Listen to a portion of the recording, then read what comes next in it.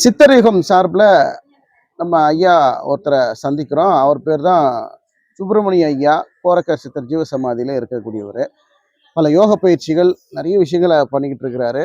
ஜீவசமாதியிலே இருந்து அவருடைய சேவைகளை தொடர்ந்து செய்கிறாரு. ஐயா வணக்கம். சொல்லுங்க. இப்ப பிரபஞ்சம் எப்படி உருவானது, பிரபஞ்சம் எப்படி இயங்குது, இன்னொன்னு பிரபஞ்சத்திடம் மனிதர்கள் வேண்டுதல் வைக்கிறது, பிரபஞ்சத்திடம் நம்ம ஏதாவது கேட்டா கிடைக்கும் அப்படின்னு சொல்றாங்க. அதை பத்தியும் சொல்லுங்க. இன்னொன்னு தமிழ் தான் முதல்ல தோன்றியது அப்படின்னு சொல்றாங்க. இதுக்கெல்லாம் என்ன கருத்து, என்ன விஷயங்கள், உண்மை நிலைத்தன்மை என்ன, அதை பத்தி கொஞ்சம் சொல்லுங்களேன் விரிவா. அதாவது முதல்ல பிரபஞ்சம் இதை சொல்றாங்க, ஆராய்ச்சி பண்ண எத்தனையோ மில்லியன் வருஷத்துக்கு முன்னாடி இருந்ததுன்னு. முதல்ல காற்று மண்டலமாக தான் இருந்தது. அதுக்கப்புறம் வெப்பமாக மாறி குளமாக இருந்தது. அந்த வெப்பம் தணிஞ்சு ஐஸ் குளமாக மாறினது.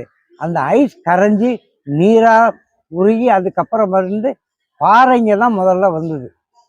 அதுதான் ஒரு எல்லா ஈஸ்வருக்கு ஒரு பாட்டு பாடி இருந்தது தெரியுமா? கற்பூர நாயகிய கனகொடியில ஃபர்ஸ்ட் காற்றாகி கனலாகி தனலாகின்னு வரும் அந்த வரி. அப்புறம் பயிராகி உயிராகின்னு தான் வரும். அந்த பாட்டு அர்த்தம் கண்டுபிடிச்சாலும் கரெக்டா வரும் உங்களுக்கு.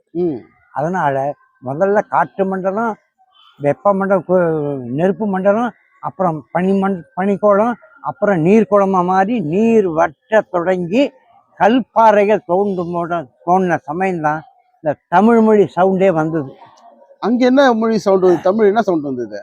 உங்க வீட்டுல ரூம் இருக்குல்ல, ஆமா, இருட்டா இருக்கும்ல, ஆமா, நீங்க கதவை சாத்திட்டு பாருங்க, ஒரு இம்ன்ற சவுண்ட் வரும் தெரியுமா? ஆமா ஆமா, வருது, நான் கேட்டிருக்கேன். கரெக்ட். இரவு நேரத்துல எந்த ரூவா இருக்கணும், இரவு நேரம் எந்த கும் இருட்டுல கூட, நீ வெளியில போகும்போது கூட, நம்ம நிசப்தான் போகும்போது கூட ஒரு சவுண்ட் வரும் தெரியுமா? இதுதான் ஆரம்ப சவுண்ட் இந்த பூமிக்கு. முதல்ல நான் உணர்ந்திருக்கிறேன், கேட்டிருக்கேன் சவுண்ட். இதுதான் கல் தோன்றி மண் தோன்றா முன் தோன்றி தமிழ். சரி, அந்த இம்முங்கிறது தமிழ் வார்த்தையா? இல்ல அந்த சவுண்ட், அந்த ஒலி சவுண்ட். அந்த புள்ளி எடுத்தாச்சுன்னா என்ன வருது? மா. அப்புறம் என்ன எது? மானா 10வது எழுத்து இல்ல? தமிழ்ல 10வது எழுத்து மேல புள்ளி வச்சாச்சுன்னா இம்ன்ற சவுண்ட். அப்ப இம்ன்ற சவுண்ட் குழந்தைய மேல பிறகும்போது என்ன சொல்லி பிறகுது? என்ன சொல்லு சொல்லுங்க, நீங்க சொல்லுங்க. இம்முன்னு சொல்லுதா? எப்படி சொல்லுது? கத்து மும்பை என்ன சவுண்ட் கத்துது? ஊன்ற சவுண்ட்ல தான் வரும். அந்த இம்மும் சேர்ந்துதான் வரும். ஆக ஓங்கார சவுண்டு ஓம்ன்ற சவுண்ட்ல தான் ஆரம்பம். அகரம் உகரம் மகரம் சேர்ந்தே வரும். சரி, இத பிரிச்சு பார்க்கும் போது நமக்கு என்னன்னா எது முதல்ல நம்ம கன்ஃபியூஸ் ஆகும். ஆக முதல்ல சவுண்ட் என்ன சவுண்டு அப்புறம் நிப்பாட்டிக்கணும் நம்ம. சரி. அப்ப அதுதான் முதல் சவுண்ட். அதுக்கப்புறம் தான் எல்லாமே படிப்படியாக உற்பத்தியானது. அதன்படி இயக்கங்கள் தொடங்கியது எல்லாம். அப்புறம் தான் மனிதர்கள் விலங்கினமா இருந்தா. அப்புறம் இலை தழையில எடுத்து உடையா மாத்திட்டு அதெல்லாம் படிச்சிருக்கமே நம்ம. பழைய கற்காலம், புதிய கற்காலம், உலோக காலம்னு. அதுக்கப்புறம் தான் இந்த சித்தர்கள் தான் மனுஷன் தான் வந்தது, கடவுள் அவதாரம். அதனாலதான் மனிதர்கள் வேண்டது இயற்கை கேட்ட, பிரபஞ்சத்துக்கிட்ட கேட்டாக்கா நடக்குதுன்றாங்களா? அதனாலதானா உங்க வாயில இருந்து வந்துருச்சு? அதான் நீங்க சொல்றதுல இருந்து எனக்கு அத தெரியுது, உணர வருது. அப்ப கற்கால மனிதர்களுக்கு அப்புறம் தான் இந்த யுகமே ஆரம்பம். கிரேதா யுகம், திரேதா யுகம், துவாபர யுகம், இப்ப நம்ம வாழ்ற கலியுகம் 4.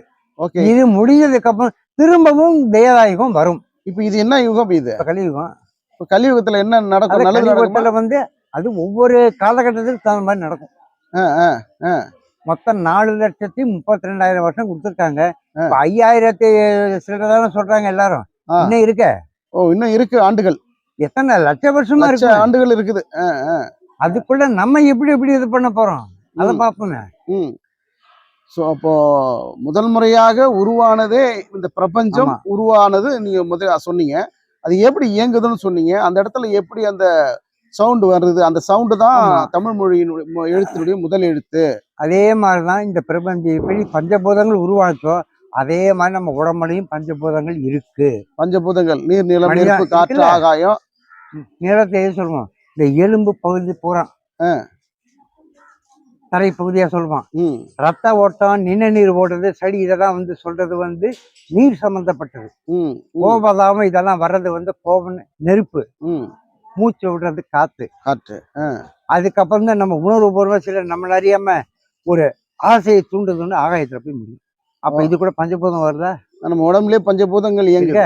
அது அறிஞ்சு அதெல்லாம் நீ எப்படி நடக்கணுமோ நடந்தால் அனைத்தையும் ஜெயிக்கலாம். அதனாலதான் பஞ்சபூதமே நம்ம உடம்புல இருக்கிறதுனால தான் நம்ம நினைக்கிறது எல்லாமே அந்த பிரபஞ்சம் வந்து பஞ்சபூதங்கிறது உடம்புலயே இருக்கிறதுனாலதான் கேட்கறது எல்லாமே நடக்குது. ஆமா. அப்படி அதான் இல்லையா?